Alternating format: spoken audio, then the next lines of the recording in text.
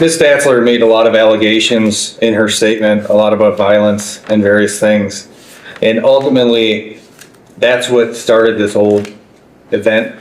She called the cops. She told the cops that she was strangled by Mr. Pouncey, that he hit her, which was a felonious assault, and alleged that she had a miscarriage due to that. And so basically alleging either manslaughter or murder. And she called the cops and told them that. Now, those were proven to be false because they were presented to a grand jury. Grand jury no-billed all those charges. So a grand jury heard that and no-billed it, so they did not even believe her with those allegations.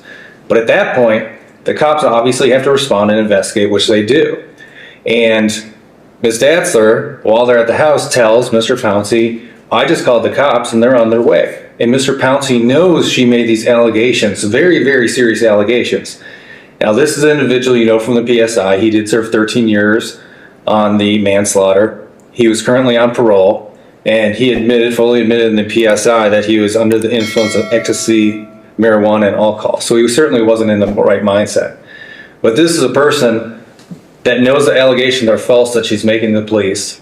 He knows the police are on the way. He knows he's on parole. He served 13 years in prison. He starts to panic. He gets scared. And is that the right thing to do, barricade yourself? No, but he just absolutely got scared, and that's what happened. So as far as the cell phone incident, apparently she was texting, they were arguing, he took it from her hand. He didn't realize that she was on 911. It hung up. And so that he didn't know, and that's why it happened. But ultimately, if it wasn't for those false allegations the victim made to the police, none of this would have happened. The police would never responded, it would never happened. But unfortunately it did, and he made a wrong choice. And as far as you heard the prosecutor say an accidental alert, I think an alert went out to 5 different jurisdictions to shelter in place instead of just the one. Mr. Pouncey has no control over that. I mean, obviously the one is a result from him barricading, but the other 5, it was accidental. He had no control over that. I recognize that. Right. So, but at the end, I mean, you can see in his PSI, he states that when asked how he felt about the trouble he got into, Mr. Pouncey responded, very sad, depressed, I could have handled it a better way. He knows that.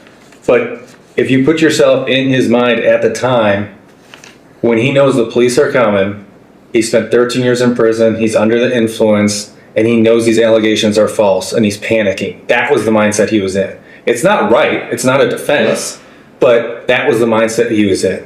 So, unfortunately, he didn't handle it the right way. He fully admits to it. He's remorseful about it, but he certainly wants a program. In his PSI, he stated that on a scale